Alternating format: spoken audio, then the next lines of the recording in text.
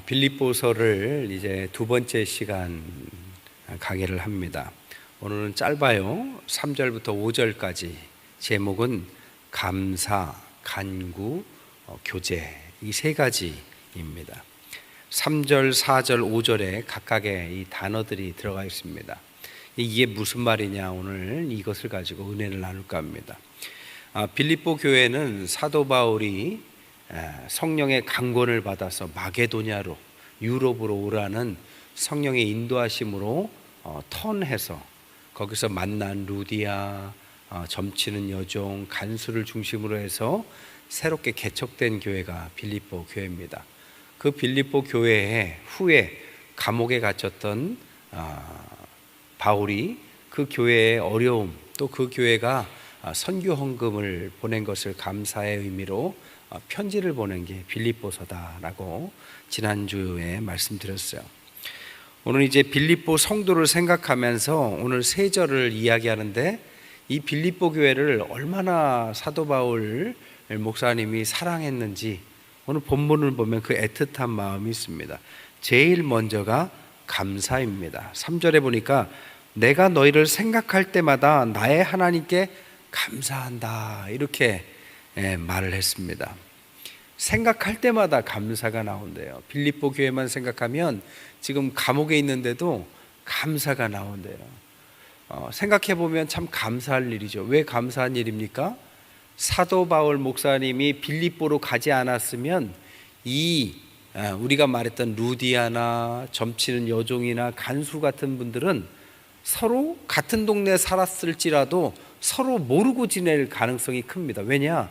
직업도 다르고 계층도 다르고 나이도 다르고 모든 게 달랐기 때문에 이 사람들은 그냥 스쳐 지나가는 사람들이었을 겁니다. 루디아는 혹 오늘 사업이 잘 안 되는데 점이나 한번 볼까 해서 만날 수 있지만 그런 관계는 그냥 돈 주고 점 보는 관계죠. 간수가 오늘 옷감이나 좀 사볼까? 루디아한테 왔을 수는 있지만 그런 관계를 가지고 지금 교회가 만들어지는 건 아닙니다. 그들이 만났던 것은 인생의 목적과 신분과 여건이 달랐지만 인간적으로 만날 수 없는 사람이지만 그리스도 예수 안에서 만났다라는 것이 중요한 것입니다. 이게 감사라는 겁니다. 여러분, 얼마나 많은 분들이 여러분 인생 가운데 스쳐 지나가셨어요. 그분 참 좋은 분도 있었고 나쁜 분도 있으셨겠지만 그런 분들이 그리스도 예수로 만나지 않고서는 복음적인 관계가 아니기 때문에 그 관계는 하나님 앞에서 그냥 만남입니다. 성경에 보면 족보를 기록할 때 누가 누구를 낳고 누가 누구를 낳고, 이것은 그냥 낳다 또 낳고 또 낳고 그냥 인생을 이야기하는 것이지 특별한 만남을 이야기하는 게 아니죠. 우리의 만남 가운데 특별함은 항상 그리스도 예수라는 공통 분모가 있어야만 그것이 우리에게는 의미 있는 만남이고 감사로 이어지는 거죠. 만약에 우리의 교회에서조차도 그리스도 예수라는 공통 분모가 정확하지 않지 않습니까? 그러면 우리에게도 갈등이 생깁니다. 대표적인 예가 고린도 교회죠. 고린도 교회는 사도 바울 목사님이 편지하기를 그 교회는 계속 분쟁이 있었어요. 우상의 제물을 먹어도 되는지 이걸 갖고도 계속 싸웁니다. 그리고 서로 간에 누구 파에 속했는지 이것 갖고도 갈등의 요소였습니다. 어디는 장로님파, 어디는 목사님파, 어디는 기도파, 어디는 말씀파, 어디는 무슨 카페파, 식당파, 나눌 수 있죠. 무슨도 하면서 나눌 수 있죠. 그것은 인간적인 거죠. 그리스도 예수라는 공통분모를 갖지 않는 사람에게 나타나는 인간적인 모습들입니다. 그런 인간적인 모습을 갖고 있을 때 사도 바울 목사님이 그들에게 우리는 십자가 아니면 안 된다라고 고린도 교회에 편지를 한 것이 고린도 전후서인 것이죠. 그리스도 예수를 알지 못하는 사람들에게는 어디나 스쳐 지나가는 만남일 뿐이고 의미 없는 시간일 뿐이고, 그런 만남은 아무리 교회라 할지라도 문제가 생길 수밖에 없는 것입니다. 하지만 우리가 그리스도 예수 안에만 있으면 모든 것이 참 감사로 나오고, 이 감사라는 것은 어찌 보면 환경을 넘어서는 것입니다. 지금 사도 바울 목사님은 감옥에서 쓰고 있어요. 감옥이라는 것이 그럴듯한 방이 아니라 말 그대로 토굴과 같은 곳에 막 묶여서, 아님 가택연금이라는 아주 어려운 상황에서 지금 편지를 쓰는데 마음에는 감사가 우러난 거죠. 왜 그럴까요? 조건이 중요한 것이 아니라 감사는 현실보다 하나님이 크게 보이면 생기는 현상입니다. 아무리 현실이 좋아도 하나님의 작은 사람에게는 감사가 나올 수 없어요. 하지만 현실이 아무리 어려워도 하나님이 큰 사람에게는 감사가 분명히 나오는 것입니다. 사람은요, 어떤 상황이냐에 따라서 똑같은 상황도 다르게 느끼는 거죠. 여러분, 돈이 없어서 짜장면이나 먹어야 되겠다 하고 중국집 가서 짜장면 먹어보십시오. 얼마나 사람이 비참합니까? 그런데 지갑에 돈이 두둑해요. 근데 오늘따라 짜장면이 땡기는 겁니다. 그래서 중국집 가서 짜장면을 먹으면 너무 그것이 맛있죠. 감사하죠. 우리가 하나님으로 충만하면 상황이라는 것은 아무것도 아닌 것입니다. 똑같은 상황도 어떤 사람에게는 감사로, 어떤 사람에게는 원망으로 다가오는 거죠. 그래서 우리에게 필요한 것은 큰 하나님이 우리에게 자리 잡는 것입니다. 바울이 이 빌립보 교인들에게 편지하면서 감사라는 단어를 쓴 것은 너무나도 그 옛날의 시간들이 감사한 거죠. 그들을 만나고 그들과 동역하고 길지 않은 시간이었지만 그들을 전도하고 마음이 열리고 집을 오픈하고 간수가 내가 대접할게요 하면서 헌신했던, 모였던, 함께 너무나도 이 빌립보라는 교회에서 교회를 개척했을 때 그 기쁨, 감사가 믿음의 동역자들이 너무 뜨거운 마음으로 다가왔기 때문입니다. 여러분, 믿음의 친구들 있으세요? 저는 이 말씀을 생각하면서 옛날 생각이 나더라고요. 옛날에 중학교 때 제가 시골에 교회에 있을 때 희한하게도 그때는 독서실 같은 데보다는 교회 가서 그렇게 공부하는 게 유행이었습니다. 그래서 교회 학생회실에 또래 친구들하고 가서 공부를 그렇게 열심히 했어요.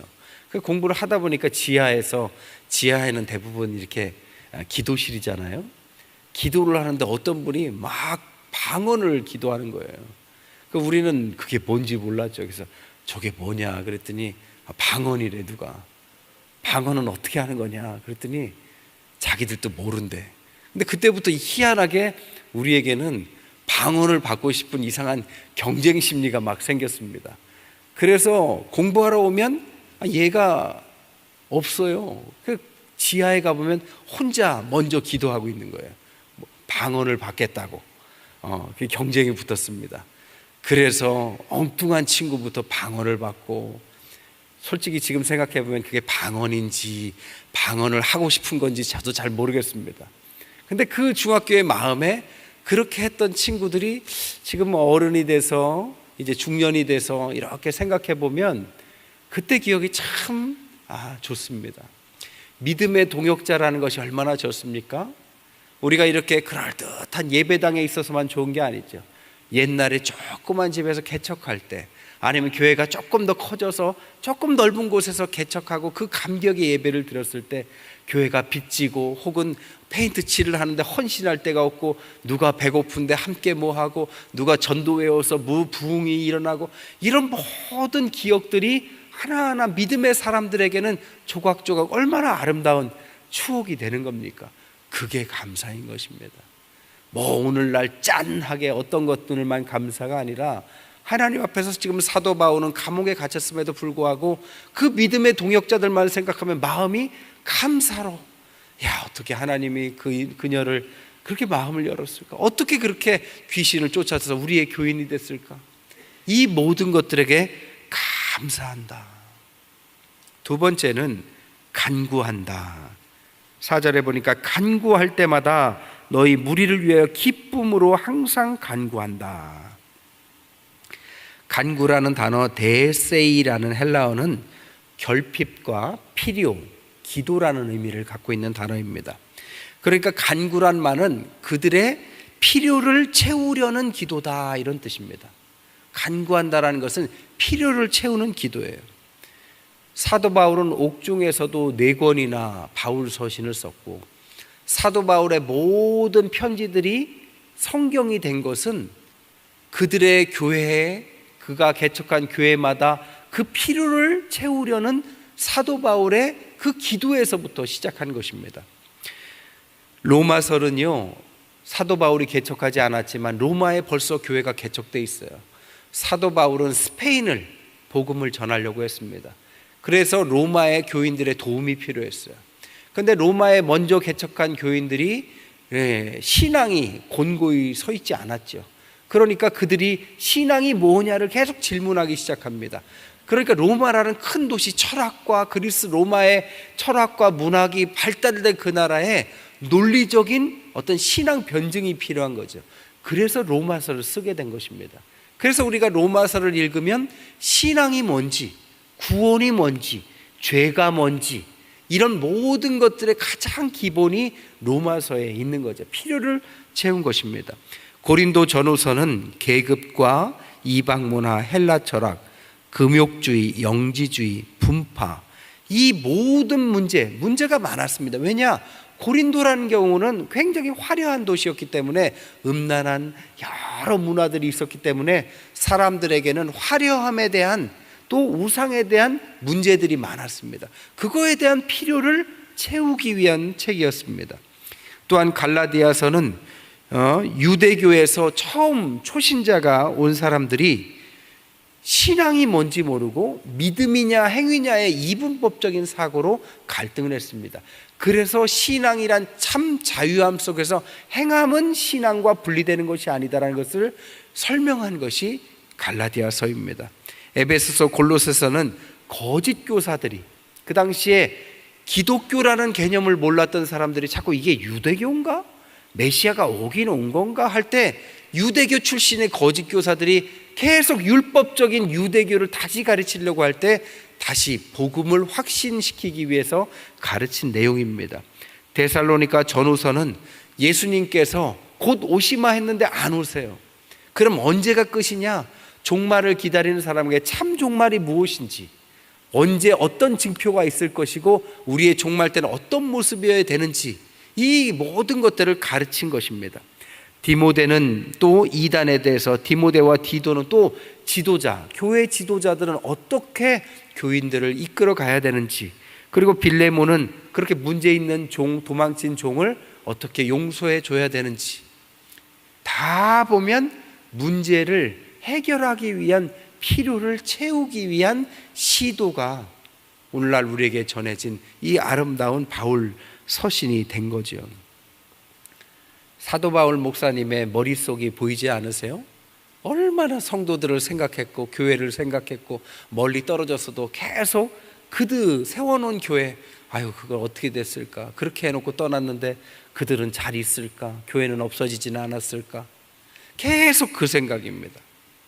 여러분, 목회자들은 다 그래요. 사도 바울 목사님만 그런 게 아니라 저도 그렇습니다. 저도 여러분들 신방 가면서 신방 기도 제목 적으면 그걸 가지고 지금도 틈나면 기도를 합니다. 그러면 어느 가족이 어떤 문제고 어떤 가족은 이렇게 기도하고 기도해요. 제가 얼마 전에 기도 수첩을 뒤지다가 옛날 교회에 있었던 기도 수첩을 이렇게 보는데 그렇더라고요. 그 교회 권사님은 어떻게 잘 계시나? 시험이 들었었는데 지금은 좀 풀렸나?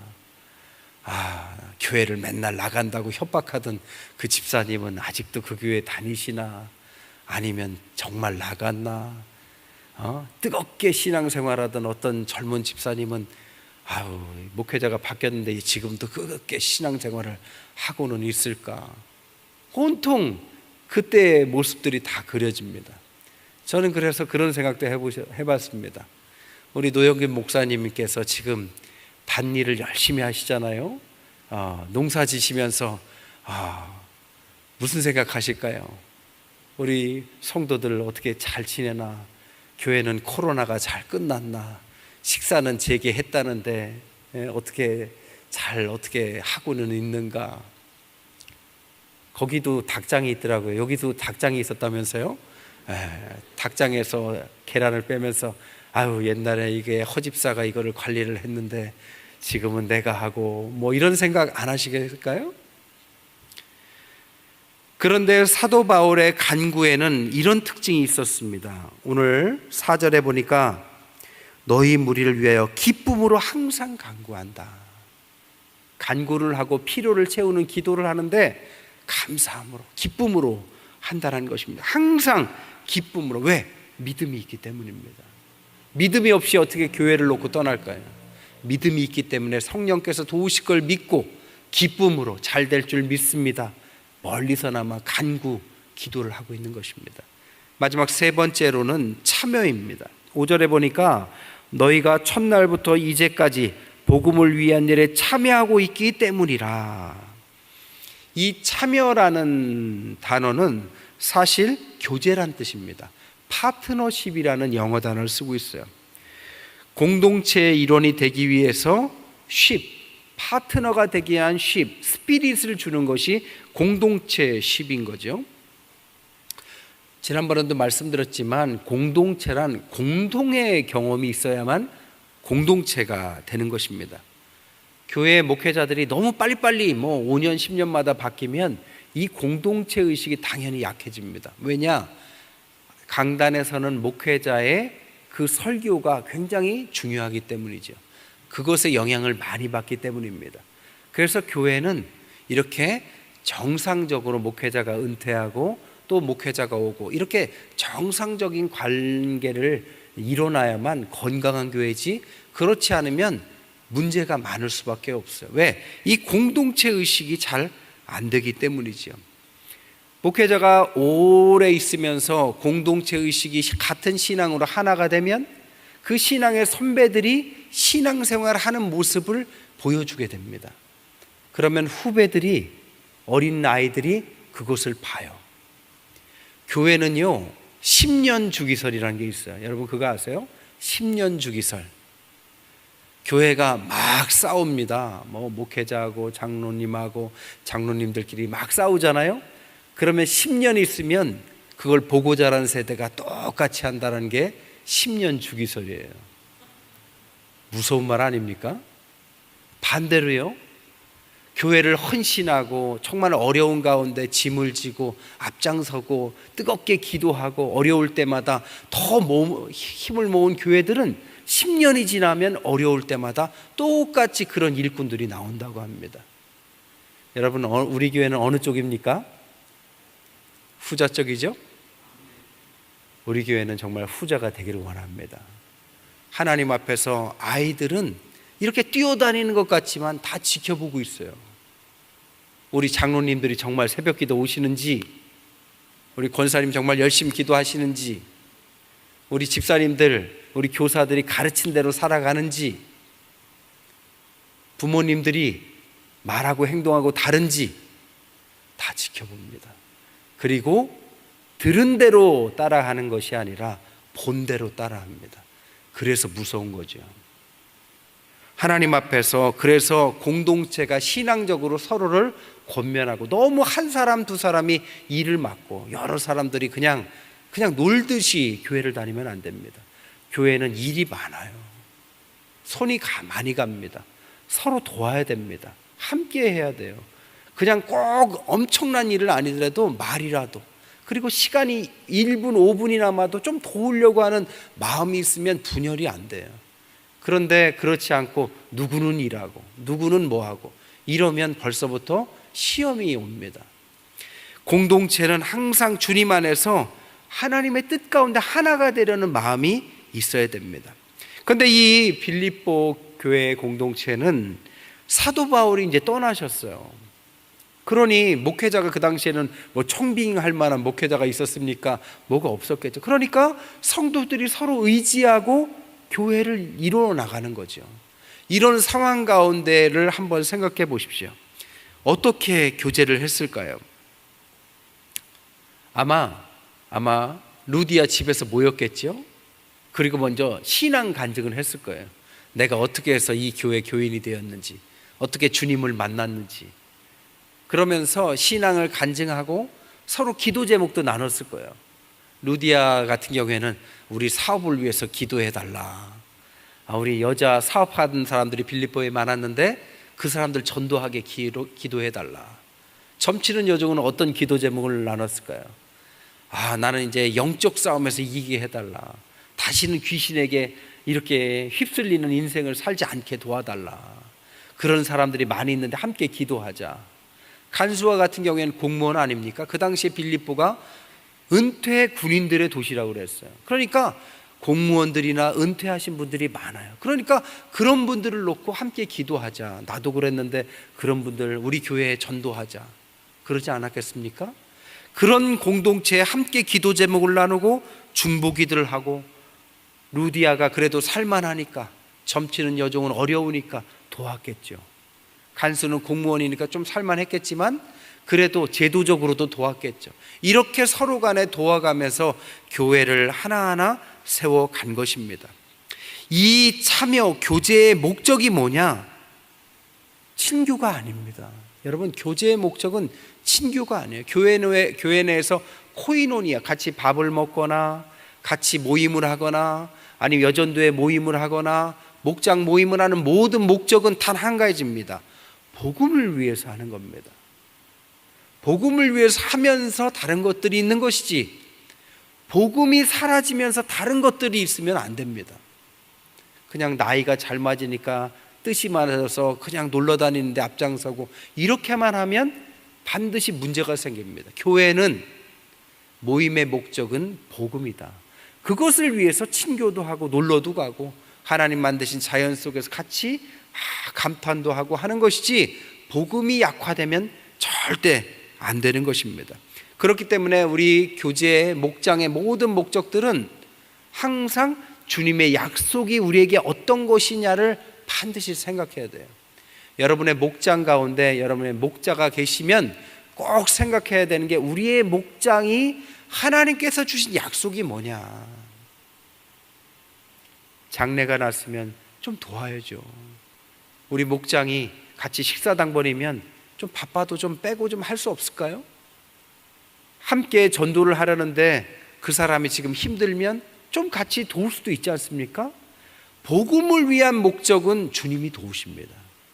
그게 주님의 사람들의 백인 거죠. 주님이 없이 우리가 무슨 인간적인 무슨 배짱으로 이런 모임을 합니까? 주님이 도우실 이유를 만들어가면서 모이는 것입니다. 그래서 약속이 있기 때문에 하나님은 약속을 성취시키고 그 모임을 통해서 하나님께서 아름다운 기도 제목을 응답하시는 것, 이것을 듣는 거죠. 우리가 목장 모임을 대부분 교회에서 오후 예배 전에도 많이 하시는데요, 여러분, 코로나가 이제 곧 끝나갑니다. 그러면 이제 가정에서도 혹은 이제 모임들이 조금씩 늘어나실 거예요. 그럴 때 목장 모임에는 꼭 5가지가 있어야 됩니다. 첫째, 하나님의 약속의 말씀이 있어야 됩니다. 그냥 재미로 모이면 안 돼요. 반드시 하나님의 말씀이 있어야 됩니다. 두 번째, 그 모임은 믿음이 전제돼야 돼요. 자꾸 불신앙이 나오고 서로 걱정거리만 잔뜩 쌓아놓고 그러면 안 됩니다. 믿음으로 이야기해야 돼요. 목자라면 믿음으로 선포해야 돼요. 아무리 힘들어도 누가 힘들면 잘 될 줄 믿습니다. 우리 같이 기도하자. 이렇게 해야지, 아이고 어떡하냐, 나도 그래, 이렇게 하면 믿음이 뚝 떨어지는 거죠. 믿음으로 모여야 된다. 세 번째, 교회에 오지 못하는 사람을 항상 전도하려는 마음이 있어야 됩니다. 그래서 목장 모임을 할 때는 빈자리를 항상 만들어 두세요. 그럼 보이잖아요, 가시적으로. 우리 이 한 자리를 채우기 위해서 기도합시다, 이렇게 하는 거죠. 네 번째로는 그 모임에 어려운 사람들을 위해서 회복을 놓고 기도하는 겁니다. 경제적이든 혹은 관계든 건강이든 뭐든지 회복을 놓고, 자녀의 문제, 부모의 문제, 모든 것 좋습니다. 함께 중보기도 하면서 회복을 기도하는 거고, 마지막 5번째로는 기도 제목을 나누고 반드시 기도해 주는 중보의 모임이 있어야 된다.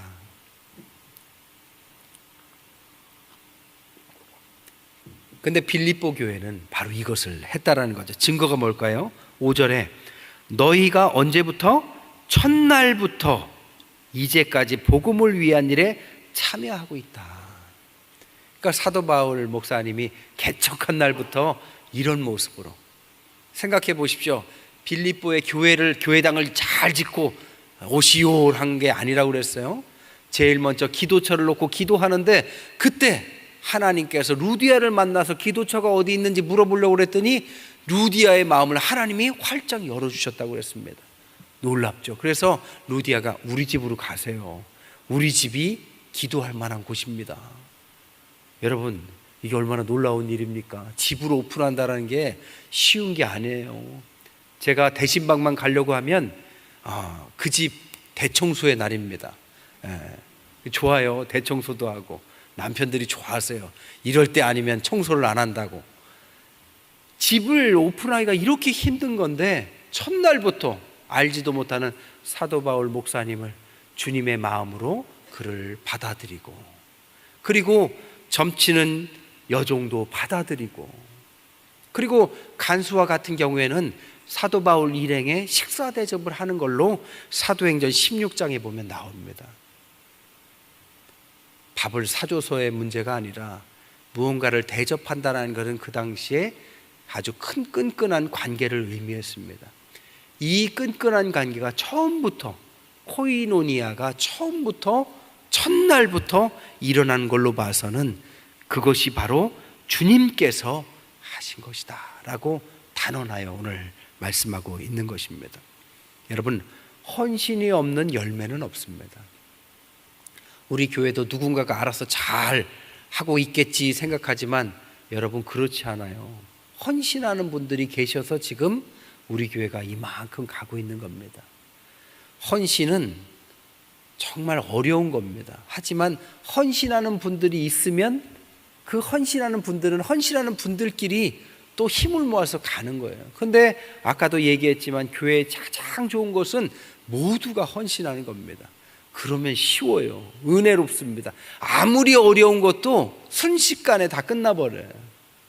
근데 헌신자가 적은 교회는 항상 어렵습니다. 억지로 끌고 가야 되고, 복음을 전하기는 고사하고 교회를 유지하는 것에 에너지를 다 써버립니다. 하나님께서 기뻐하신 교회가 될 수가 없어요. 여러분, 교회 내에 헌신을 좀 다짐해 주십시오. 여러분, 내가 뭘 할 수 있어? 여러분, 하실 수 있어요. 많은 걸 하실 수 있어요. 뭘 모르면 사무처에 문의하시고 교육자들한테 문의하시고요. 내년에는 하나라도 꼭 하십시오. 한 사람이 5개씩 하는 거 저는 그렇게 좋아하지 않습니다. 하나씩 하고 누구라도 좀 참여하고, 잘하지 못해도 돼요. 여기서 무슨 예술할 일이 있습니까? 잘하지 못해도 돼요. 같이 하는 거예요. 그러면서 같이 만들어가는데, 그럴 때 헌신 속에 아름다운 것들이 막 나오는 것입니다. 우리 교회 모든 분들이 루디아가 되시기를 주님의 이름으로 축원합니다. 간수와 가족과 같이 대접하는 분들이 되시기를 축원합니다. 말씀을 정리하겠습니다. 감사, 간구, 교제, 이 3가지 단어만 놔도 빌립보 교회가 얼마나 복된 교회인지, 그죠? 얼마나 상상이 됩니다. 여러분, 모든 일은 시작이 좋아야죠. 저도 이제 부임한 지 벌써 한 6개월 됐어요. 벌써 6개월입니다. 쉽게 갑니다, 시간이. 하지만 이제 막 시작이잖아요. 여러분, 같이 시작하십시오. 저도 새로운 마음 고고 온 것처럼 여러분 교회 아무리 오래 다니셨어도 저와 같이 새로운 마음으로 새롭게 간다, 새 신자다, 새 출발한다, 함께한다, 그런 어린아이와 같은, 어린아이들 유치원 막 학교 갈 때 그 설레이는 마음처럼 교회에 그런 마음으로, 나는 어쨌고 옛날에 많이 했으니까 이제 그만 됐고, 그런 이야기 이제 그만하시고요. 뭐라도 좋습니다. 같이 새로운 마음으로 출발할 때 우리도 빌립보 교회와 같이 감사가 있고 간구가 있고 교제가 있는 교회 될 줄 믿습니다.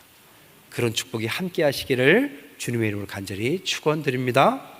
기도하겠습니다.